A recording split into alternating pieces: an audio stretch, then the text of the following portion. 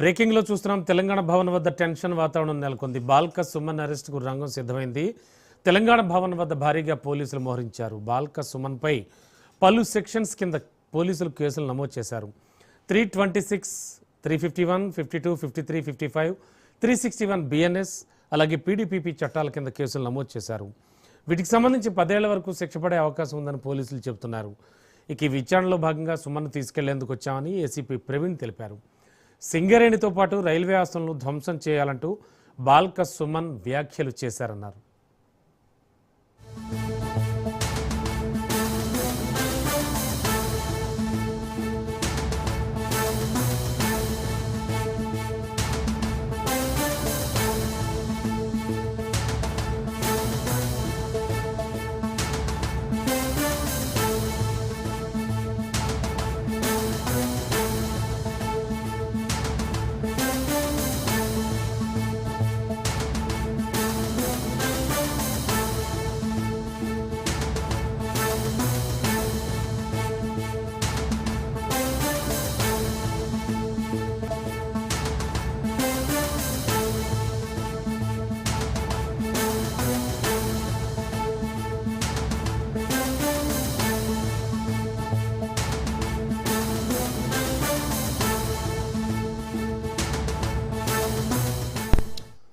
తెలంగాణ భవన్ వద్ద టెన్షన్ వాతావరణం నెలకొంది. బాల్క సుమన్ అరెస్టుకు రంగం సిద్ధమైంది. తెలంగాణ భవన్ వద్ద భారీగా పోలీసులు మోహరించారు. బాల్క సుమన్పై పలు సెక్షన్ల కింద పోలీసులు కేసులు నమోదు చేశారు. 326, 351, 52, 53, 55 అలాగే 361 బిఎన్ఎస్ పీడీపీపీ చట్టాల కింద కేసులు నమోదు చేశారు. ఇవి ప్రూవ్ అయితే 10 ఏళ్ల వరకు జైలు శిక్ష పడే అవకాశం ఉందని కూడా పోలీసులు చెబుతున్నారు. ఇక ఈ విచారణలో భాగంగా సుమన్ను తీసుకెళ్లేందుకు వచ్చామని ఏసీపీ ప్రవీణ్ తెలిపారు. సింగరేణితో పాటు రైల్వే ఆస్తులను ధ్వంసం చేయాలంటూ బాల్క సుమన్ వ్యాఖ్యలు చేశారన్నారు.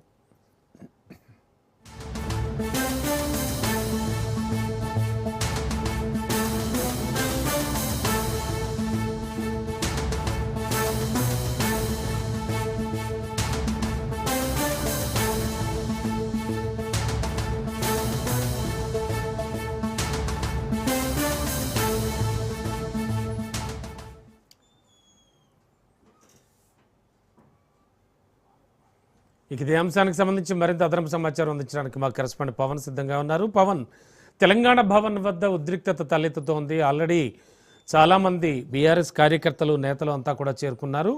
పోలీసులు కూడా భారీగానే మోహరించారు. పవన్, మొత్తానికి చూస్తే బల్క సుమన్ను అరెస్ట్ చేసేందుకు కూడా పోలీసులు ఇప్పటికే రంగం సిద్ధం చేశారు. ఎందుకంటే బల్క సుమన్ తెలంగాణ భవన్లో ఉన్నాడని చెప్పి ఇన్ఫర్మేషన్తో పోలీసులు కూడా ఇప్పటికే తెలంగాణ భవన్కు భారీ ఎత్తున కూడా చేరుకున్నారు. ఎందుకంటే ఇప్పటికే అతని పైన కేసు కూడా నమోదు చేశారు. అయితే ముఖ్యంగా చూస్తే 326, 351, 352, 353, 356, 367 ఈ యొక్క బిఎన్ఎస్ యాక్ట్కి సంబంధించి కూడా ప్రధానంగా అతనిపైన కేసులు కూడా నమోదు చేశారు. ఎందుకంటే సింగరేణి ఆస్తులను ధ్వంసం చేయాలి, అంతేకాకుండా రైల్వేకి సంబంధించిన ఆస్తులను ధ్వంసం చేయాలని చెప్పి ప్రధానంగా అతని యొక్క కొన్ని సూచనలు జారీ చేసిన నేపథ్యంలోనే అతనిపైన ఎక్కువ కేసులు కూడా నమోదు చేశారు.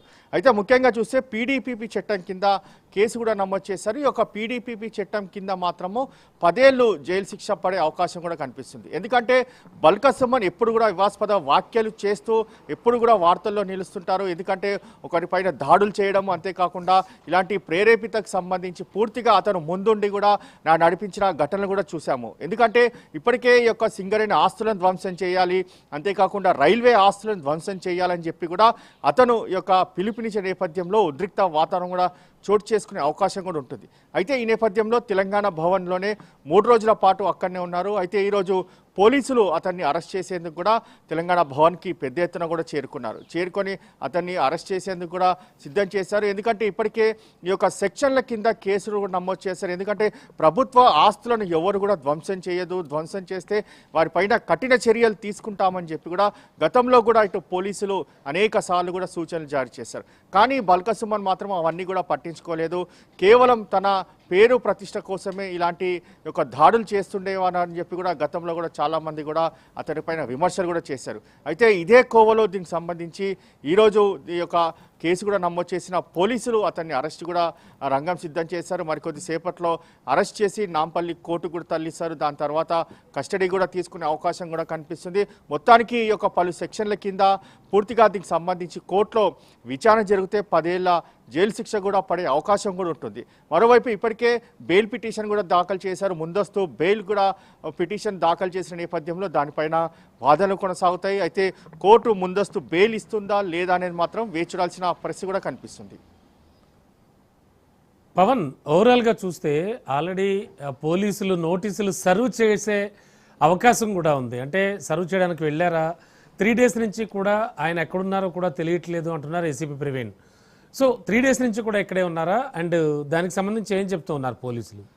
అయితే అతని సెల్ ఫోన్ స్విచ్ ఆఫ్ చేసి తెలంగాణ భవన్లోనే 3 రోజుల పాటు కూడా ఉన్నారు. అయితే అతని కోసము బల్క సుమన్ కోసం గాలింపు చర్యలు చేపట్టిన దాని తర్వాత తెలంగాణ భవన్లోనే ఉన్నాడని చెప్పి కూడా పోలీసులకు యొక్క ఇన్ఫర్మేషన్ రావడంతో ఈరోజు తెలంగాణ భవన్ కూడా చేరుకున్నారు. అదుపులోకి తీసుకోవడానికి కూడా రంగం సిద్ధం చేశారు. అయితే ప్రధానంగా మాత్రము మొదటిసారిగా నోటీసులు ఇస్తారని చెప్పి కొంత ప్రచారం కూడా కొనసాగుతుంది. మరోవైపు అరెస్ట్ చేస్తామని చెప్పి ప్రచారం కొనసాగుతుంది. అయితే పోలీసులు మాత్రము అరెస్ట్ చేసే అవకాశమే చాలా స్పష్టంగా కనిపిస్తుంది. లేకుంటే మాత్రం నోటీసులు సర్వ్ చేసే అవకాశం కూడా కనిపిస్తుంది. మొత్తానికి మాత్రము పోలీసులకు ఈ యొక్క బల్క సుమన్ వారి ముందు వస్తే మాత్రం ఇటు నోటీసులు ఇస్తారా లేకపోతే అరెస్ట్ చేస్తారనే దానిపైన కూడా కొంత క్లారిటీ వచ్చే అవకాశం కూడా కనిపిస్తుంది. మొత్తానికి మాత్రము